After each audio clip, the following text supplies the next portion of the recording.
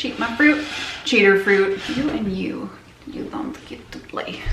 What is this? Oh, no, you can't be there. Okay, all right, I need to look at the camera instead of the viewfinder. This is my fruit. If you have a problem with it, then you can suck. Hi guys, I'm Steph Taylor, and today in this video, I'm gonna share with you reasons why travel is good for you. Now, whether you're trying to justify this for your boss or even just yourself because of budget reasons, here are some reasons that will arm you with some knowledge so that when you get ready to go book your trip, you're prepared to have that argument that this is a good decision.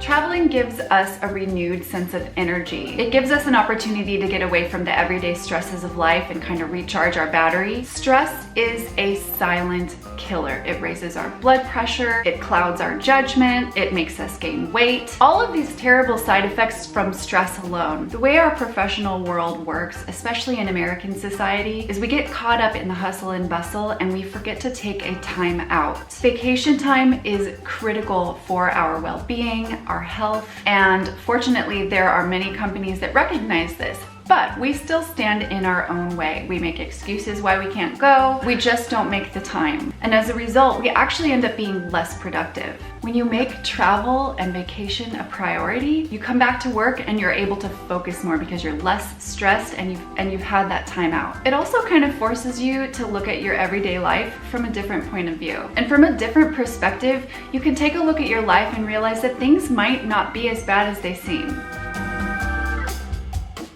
We tend to be a lot more active when we travel. We tend to do a lot more walking around because we don't have our car and we're busy sightseeing. So we're walking to and from all the places, and before we realize it, our feet are killing us. But you know what? We had a great workout and we saw some great stuff. It's actually kind of funny. I used to live in Las Vegas and people don't realize how long the strip is. It's long.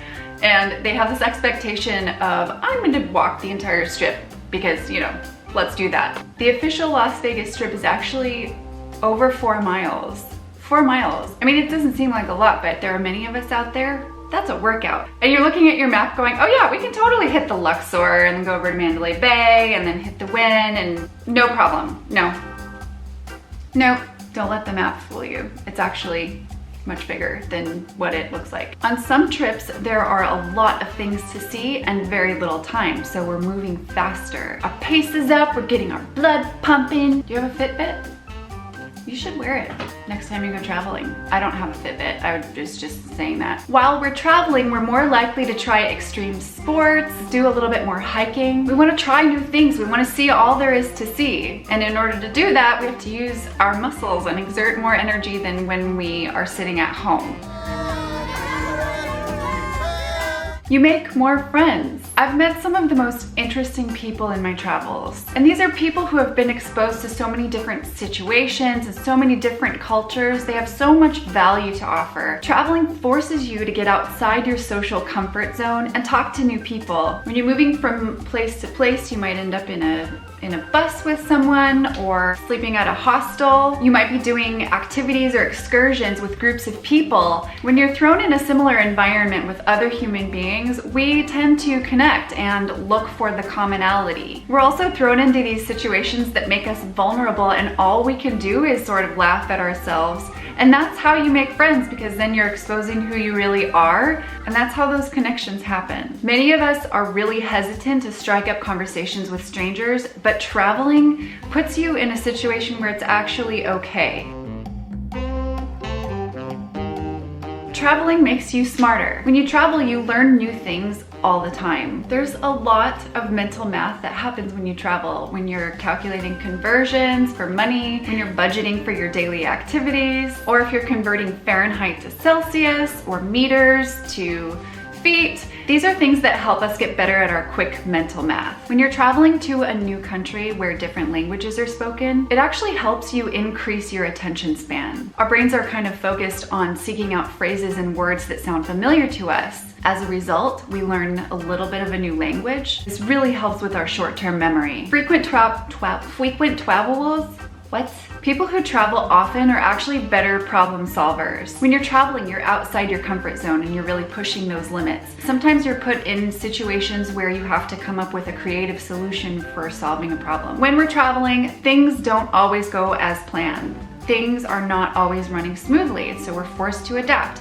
Sometimes flights are canceled and then we're thrown into a situation where we have to figure out where to sleep. This actually takes me to my next point, which is we are pushed to limits that help us adapt and grow. Travel breaks us out of our mundane routine and forces us into situations where we're constantly having to think on our feet. During travel, we face challenges and then we work through them. This is huge for building our confidence. It helps us get to know ourselves a little bit better and really test our limits in different situations. We're really learning how to be the best version of ourselves. Maybe a flight was canceled and now you have to come up with a place to sleep. You're at the airport, you start thinking of all the things you can put together to make a bed, and then all of a sudden your backpack is a pillow and your sweater is a blanket, and you just are forced to kind of think outside the box a little bit. This place for People who travel a lot actually get along better with other people. Being in other countries helps you understand that people are different from you. You learn that the world is diverse and not everyone is the same. You're exposed to new cultures, new languages, new fashion, new foods. This really makes you appreciate where other people are coming from and not jump to conclusions. You'll also have a lot more to talk about because there's this entire wealth of experience that you can pull from and find similarities. Also, after being exposed to so many different countries and cultures, different types of people, you're more likely to be a lot more patient, especially because there are language barriers and cultural barriers. So if you're feeling guilty for wanting to get away, these points should encourage you to go book that ticket. I hope this What's an in-video? I hope this video gave you some insight and also encouraged you to make travel a priority in your life. Thanks so much for watching. If you liked this video, go ahead and give it a thumbs up. And if you want to see more videos just like this one, I encourage you to subscribe. The other way. You know, if you go the other way, it actually undoes your dizziness. It's like whoa! Is this juggling though? It's like just two. Oh, hey now.